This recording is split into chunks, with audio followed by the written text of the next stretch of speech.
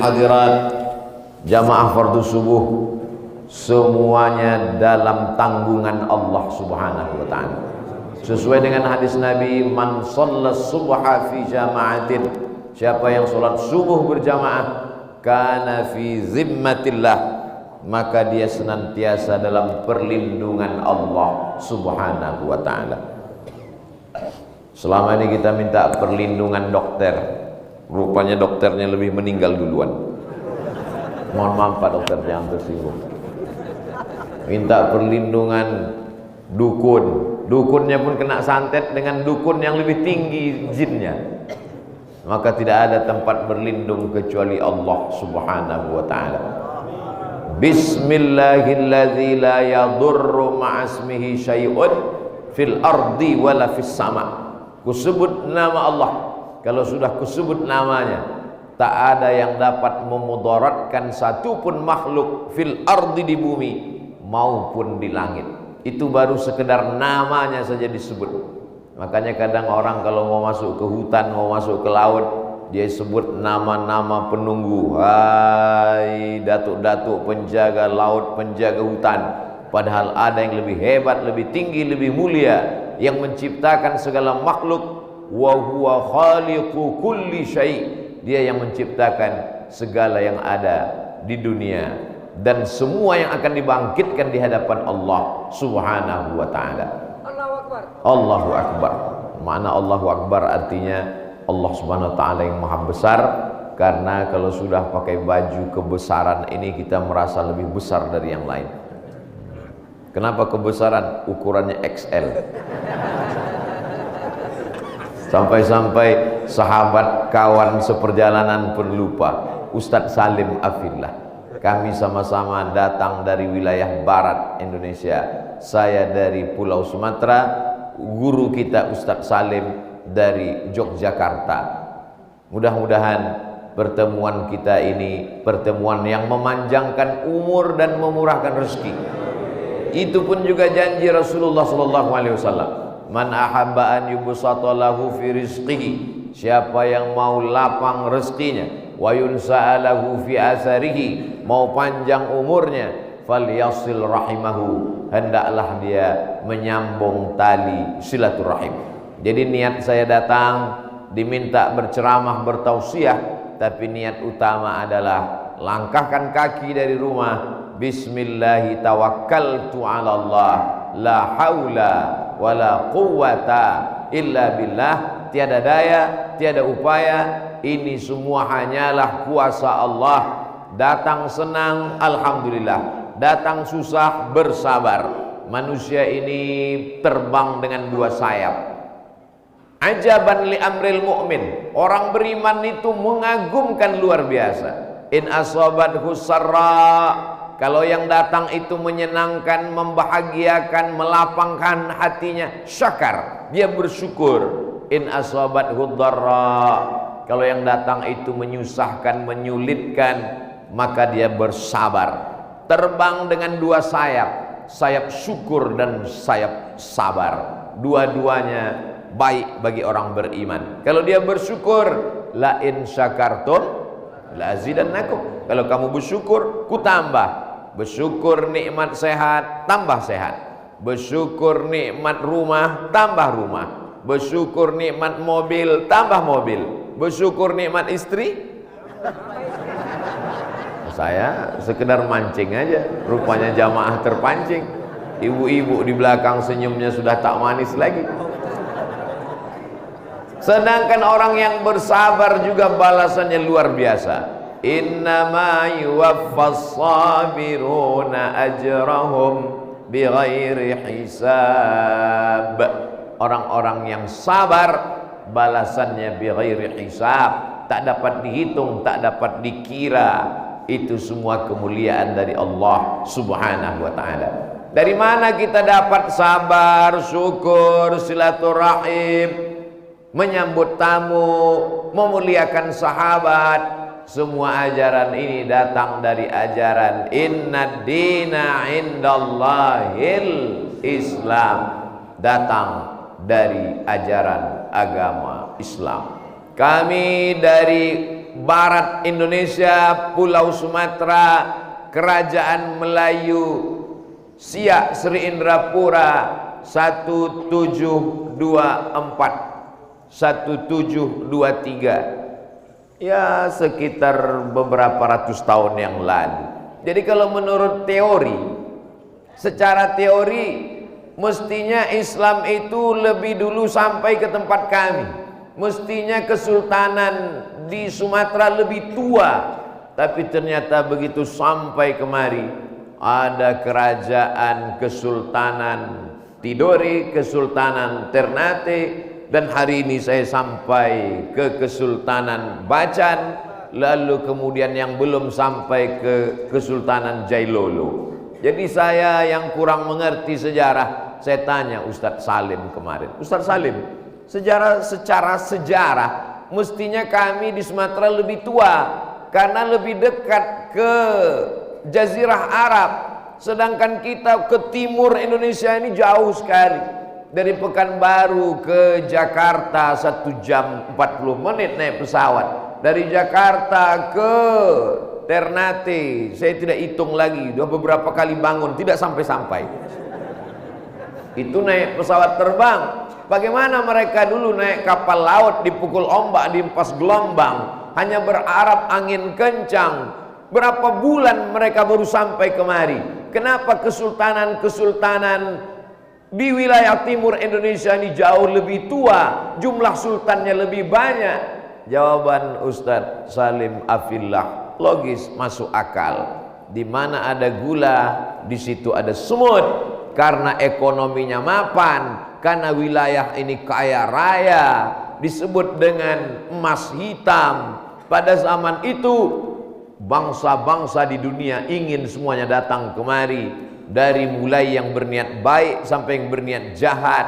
Maka datanglah kemari para ulama, sampailah risalah Islam. Akhirnya umat di negeri ini bersyahadat asyhadu an la ilaha illallah wa asyhadu anna muhammadan rasulullah. Tadi disampaikan salam dari sultan, maka salam mesti disambut dibalas waalaikumsalam warahmatullah wabarakatuh. Sultan mengatakan assalamualaikum Abdul Somad, selamat badanmu, selamat akalmu, selamat hatimu, selamat keluargamu, selamat anakmu, selamat duniamu, selamat akhiratmu. Sultan tidak mengatakan selamat datang, karena kalau selamat datang pulangnya belum tentu selamat. Yang kedua diucapkannya warahmatullah, semoga rahmat Allah tercurah kepadamu. La yudkhilal jannata ahadakum amaluhu, kamu tidak masuk surga karena amalmu. Abdul Somad tidak masuk surga karena amalnya. Wala anta ya Rasulullah, engkau pun tidak masuk surga karena amalmu. Wala ana, aku pun tak masuk surga karena amalku. Illa ayyataghammadani Allahu birahmatih, masuk surga karena rahmat Allah subhanahu wa ta'ala. Tapi jangan gara-gara ini besok nggak sholat subuh. Lalu pas ditanya, kamu tidak sholat subuh? Kita tidak masuk surga karena amal kita, tapi karena rahmat Allah. Justru di dalam sholat itulah kita minta rahmat Allah. Subuh ini kita minta rahmat Allah. Duduk antara dua sujud, Rabbighfirli warhamni, rahmati aku, dengan rahmatmu itu aku masuk ke dalam surgamu ya Allah. Maka kita diajarkan, belum terbit matahari tapi mulut kita sudah menerbitkan doa-doa selamat, rahmat, dan barokah. Barokah artinya ziyadatul khair, lebih dari semestinya. Mestinya bangunan ini menurut arsitek dalam 100 tahun sudah hancur, tapi karena ada barokah maka melimpah ruah umurnya, usianya sampai ratusan tahun. Mestinya menurut ilmu ekonomi gaji orang 5 juta tak sampai 1 bulan, tapi karena ada barokah bisa nabung, bisa haji dan umrah, anaknya bisa sekolah dapat beasiswa, bisa pula memberikan santunan anak yatim, fakir, miskin, dan duafa, bisa mengirimkan beberapa lembar untuk membangun pondok pesantren, wakaf, infak, dan sodakoh. Yang tadi saya lihat ada beberapa karung, tapi nampaknya sudah penuh, sudah keluar masjid semua. Jamaah yang dimuliakan Allah Subhanahu wa taala, maka ketika Islam datang, Islam diambil dari kata salam. Salam artinya kedamaian, keselamatan. Allah yang kita sembah itu namanya banyak. Di antara salah satu namanya adalah Allahumma antas salam. Makanya dalam Asmaul Husna, Ya Rahman, Ya Rahim, Ya Malik, Ya Quddus, Ya Salam. Wahai engkau maha keselamatan. Dan kita ingin masuk ke dalam surga. Surga itu selalu disebut namanya, wa adkhilnal jannata daras salam. Masukkan kami ke dalam tempat yang penuh dengan keselamatan. Ya Rasulullah, siapa muslim itu? Kata Nabi menjawab, al muslim man salimal muslimun min lisanihi wa yadihi. Selamat orang lain dari lisannya, selamat orang lain dari tangannya, itulah muslim. Siapa yang selamat orang lain dari lisannya, selamat orang lain dari tangannya, itu adalah muslim, tapi akidahnya belum. Maka mesti diselamatkan akidahnya, mulutnya dengan melafazkan la ilaha illallah Muhammadur Rasulullah. Siapapun yang mengatakan la ilaha illallah Muhammadur Rasulullah, tapi tangannya masih menyakiti orang lain, lidahnya masih kasar, sumpah serapah, dia tetap masuk surga, tapi transit dulu di neraka jahanam. Makanya jangan minta masuk surga, karena semua umat Nabi Muhammad pasti masuk surga. Tapi mintalah selamat dari neraka, karena tak semua orang selamat dari neraka. Makanya doa kita tadi ditutup, Rabbana atina fid dunya hasanah wa fil akhirati hasanah. Sultan-sultan dari Kesultanan Bacan cerdas, umur tak panjang, malaikat maut datang, meninggal dunia, tapi ada yang mereka tinggalkan mengalir sampai hari kiamat. Ustadz Somad besok tausiah subuh di Masjid Kesultanan Bacan. Hari ini saya sudah sampai, tak terduga, tak terlintas di hati dan pikiran saya, datang disematkan jubah lengkap dengan topi dan nama yang baru, Ompu Abdul Somad, berubah jadi namanya Ompu Uas. Jamaah yang dimuliakan Allah Subhanahu wa taala, apa maknanya? Dibangun rumah yang besar akan tinggal dibagi ahli waris, anak laki-laki 2 kali bagian anak perempuan, istri kalau tidak ada anak dapat 1/4, kalau ada anak dapat 1/8. Habis dijual, dibangunkan ke ruko. Rupanya suratnya tidak diurus, diambil Badan Pertanahan Nasional. Habis semuanya, tapi ada yang kekal abadi.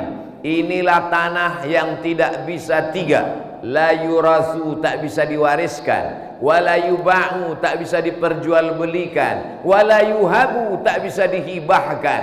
Dibangun masjid.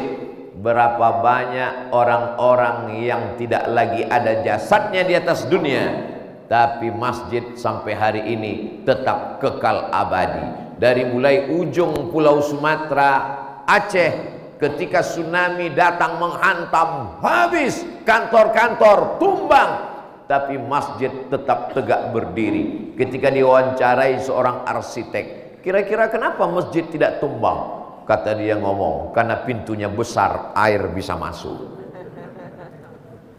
Tanya lagi satu lagi pakar, kenapa masjid tidak tumbang? Karena orang tidak korupsi, jadi semennya sesuai jumlahnya dengan pasirnya. Banyak teori, tapi sesungguhnya Allah menjaga rumahnya, keagungan, kemuliaan, karena ada niat keikhlasan, akhirnya dijaga Allah. Termasuklah masjid yang tempat kita sholat, bersilaturahim, berjumpa subuh ini. Mudah-mudahan masjid ini kekal abadi sampai hari kiamat insyaallah. Tapi jangan bangga dengan masjid yang besar, karena ada masjid yang berkuasa selama 700 tahun. Letaknya di negeri bernama Andalusia, Al-Hamra, merah, karena terbuat dari batu granit yang merah, cantik, indah. Tapi kemudian apa yang terjadi? Hari ini tertulis di dindingnya, tidak boleh sholat karena dia sudah menjadi cagar budaya. Negeri itu bernama Andalusia. Kalau saya sebut Andalusia, banyak juga orang yang tak tahu. Di mana Andalusia itu, Ustaz? Real Madrid, Barcelona. Oh, saya tahu. Spanyol. Islam berkuasa 700 tahun lamanya. Tapi hari ini apa yang terjadi? Umat Islam lemah, umat Islam hancur berkeping. Pilihannya cuma dua. Kalau mau tetap bertahan, maka tinggalkan agamamu, murtad. Kalau tidak mau, maka kamu mesti pergi. Akhirnya mereka pun pergi ke negeri Islam yang masih bertahan, yang disebut dengan negeri tenggelamnya matahari, Maghribi, Maroko. Kebetulan saya 2 tahun belajar di sana, dan saya melihat sebagian keturunan-keturunan dari orang Andalusia, rambutnya pirang, matanya biru, bukan orang Arab, karena mereka adalah dari Spanyol, dari Eropa, yang mempertahankan ingin tetap mati, meninggalkan kampung halaman tempat lahir demi mati membawa la ilaha illallah Muhammadur Rasulullah. Artinya apa? Bangunan belum tentu menjadi jaminan kalau generasi kita tidak kita bekali dengan akidah yang benar.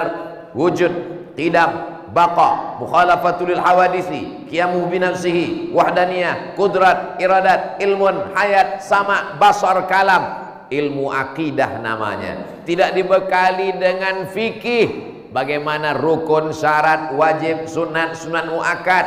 Ilmu fikih namanya. Dibekali dengan akhlak, hormat, sopan santun, tata krama, budi bahasa. Ilmu akhlak namanya. Bagaimana cara non mati ketemu dengan qaf, iqlab, gunnah, ikhfa, bila gunnah, qalqalah.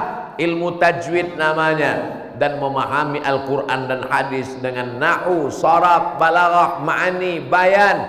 Ilmu nahu, gramatikal bahasa Arab. Ini semua di pondok pesantren. Tapi kita tak perlu khawatir. Malam tadi saya sudah dibawa ke pesantren, Masya Allah, tabarakallah, namanya Darussalam. Dan pimpinannya hadir bersama kita subuh ini, namanya UAS juga, Ustadz Asep Sopyan.